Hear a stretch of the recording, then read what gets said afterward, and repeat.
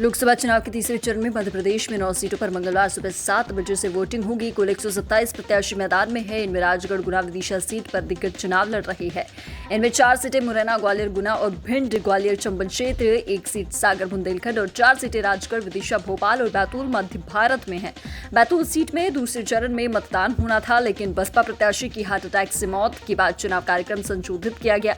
भोपाल में सबसे ज्यादा 22 और अनुसूचित जाति के आरक्षित भिंड सीट पर सबसे कम 7 प्रत्याशी मैदान में हैं। मध्य प्रदेश के मुख्य निर्वाचन पदाधिकारी अनुपम राजन ने बताया कि गर्मी को देखते हुए मतदान केंद्रों पर पानी से लेकर अन्य पेय पदार्थों और डॉक्टर दवाइयों से लेकर अन्य सभी व्यवस्थाएं की गई है। इसके साथ ही दिव्यांग और बुजुर्गों को बिना लाइन के तुरंत मतदान की व्यवस्था की गई है। लोकसभा चुनाव के तीसरे चरण का मतदान मंगलवार को होना है। राजधानी भोपाल में भी इसी दिन मतदान होगा। मतदान से एक दिन पूर्व सोमवार को लाल परेड मैदान से मतदान दलों की रवानगी हुई। पीठासीन अधिकारी चुनाव की सामग्री लेकर अपने अपने मतदान स्थल के लिए रवाना हुए। सुबह 8 बजे से यह सिलसिला जारी हुआ। स्वयं कलेक्टर कौशलेंद्र विक्रम सिंह लाल परेड मैदान पर मौजूद रहे। कांग्रेस के पूर्व अध्यक्ष राहुल गांधी आज मध्य प्रदेश के अलीराजपुर जिले के जोबट में पहुंचे। उन्होंने यहां रतलाम लोकसभा सीट से कांग्रेस प्रत्याशी कांतिलाल भूरिया के समर्थन में सभा की। सभा में राहुल ने कहा कि भाजपा वाले आपकी जमीन छीनना चाहते हैं, आपको अपने जंगल, जल और जमीन की रक्षा करनी है। राहुल ने कहा कि जितना पैसा मोदी ने 22 अरबपतियों को दिया है, हम उतना पैसा गरीबों को देने जा रही है। हम आपके लिए एमएसपी पर कानून लाएंगे। जैसे ही सरकार आएगी, हम सारे किसानों का कर्जा माफ कर देंगे। देश में 45 साल में सबसे ज्यादा बेरोजगारी है। हम भारत के सारे ग्रेजुएट्स को 1 साल की नौकरी का अधिकार देने जा रही है। इससे हर युवा के बैंक अकाउंट में हम 1 लाख रुपए डाल देंगे। हम महालक्ष्मी योजना में गरीब परिवार की एक महिला को साल में 1 लाख रुपए देंगे। ये पैसा हम तब तक देंगे जब तक परिवार गरीबी से बाहर आ जाएगा। छिंदवाड़ा जिले के एक और वीर सपूत ने गत शनिवार को देश की रक्षा करते हुए अपने प्राणों की आहुति दी थी। नगर के लोनिया करबल निवासी विक्की पहाड़े जम्मू कश्मीर के पुंछ में हुए आतंकी हमले में शहीद हो गए। शहीद विक्की पहाड़े वायुसेना में कॉर्पोरल पद पर पदस्थ थे। शहीद का पार्थिव शरीर आज सुबह नागपुर से सेना के हेलीकॉप्टर के जरिए इमलीखेड़ा हवाई पट्टी छिंदवाड़ा लाया गया। पार्थिव देह पहुंचने के बाद मुख्यमंत्री मोहन यादव उन्हें श्रद्धांजलि देने स्थानीय इमलीखेड़ा हवाई पट्टी पहुंचे। उन्होंने शहीद विक्की पहाड़े की मां से मिलकर शोक संवेदना व्यक्त की। मुख्यमंत्री ने पाकिस्तान के कायराना हमले की निंदा की। उन्होंने शहीद के परिजनों को 1 करोड़ रुपए राज्य शासन की ओर से देने की बात कही।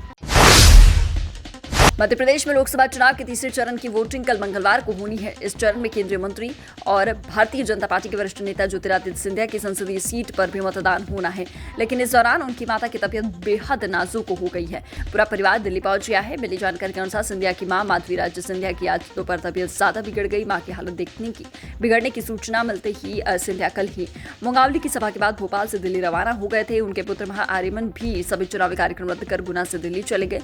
माधवी राज्य सिंधिया पिछले 50 दिन से एम्स में भर्ती है। 2 दिन पूर्व ही उनकी सर्जरी हुई है। आईपीएल के 56वें मैच में 16 अंकों के साथ दूसरे चरण पर काबिज राजस्थान रॉयल्स का सामना 10 अंकों के साथ 6ठे नंबर पर कायम दिल्ली कैपिटल्स से होगा। दिल्ली के अरुण जेटली स्टेडियम में होने वाले मैच में दिल्ली को होम ग्राउंड का फायदा मिल सकता है। वहीं दूसरी ओर राजस्थान और अब तक सिर्फ 2 मैचों में हार मिली है और बाकी मैचों में पूरी टीम ने शानदार खेल का प्रदर्शन किया। राजस्थान इस मैच में जीत दर्ज कर रही है तो वो प्ले ऑफ में पहुंचने वाली पहली टीम बन सकती है। वहीं दिल्ली भी मैच में जीत हासिल कर अपने अंकों में सुधार करने का प्रयास करेगी। आईपीएल 2024 सीजन के तुरंत बाद अमेरिका और वेस्टइंडीज में 1 जून से टी20 विश्व कप का आयोजन होना है। इसके लिए कई टीमों ने अपने खिलाड़ियों के नाम की घोषणा भी कर दी है और टूर्नामेंट की तैयारियां अंतिम चरण तक पहुंच चुकी है। टूर्नामेंट पर आतंकी हमले का साया आ गया है और वेस्टइंडीज को टी20 विश्व कप के दौरान हमले की चेतावनी मिली है। हालांकि क्रिकेट वेस्टइंडीज ने सुरक्षा का आश्वासन दिया है। टी20 विश्व कप के दौरान आतंकी हमले की धमकी उत्तरी पाकिस्तान से मिली है। मीडिया रिपोर्ट्स के अनुसार प्रो इस्लामिक स्टेट ने स्पोर्टिंग इवेंट्स के दौरान हमले करने की योजना बनाई है।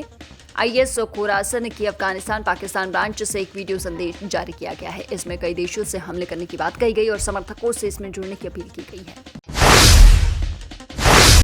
अदाकार भोपाल द्वारा रविंद्र भवन में आयोजित 2 दिवसीय गजल एवं गीत कार्यक्रम जश्न मामू के दूसरे दिन रविवार को यादें एक शाम दिलीप कुमार की फिल्मों के सदाबहार गीतों के नाम कार्यक्रम हुआ। कार्यक्रम में समीना अली सिद्दीकी को शान भोपाल सम्मान से सम्मानित किया गया। इसके अलावा रफी शब्बीर के पुस्तक दिलीप कुमार और भोपाल का विमोचन हुआ। कार्यक्रम में कई कलाकारों ने दिलीप कुमार के फिल्मों के गीतों को प्रस्तुत किया।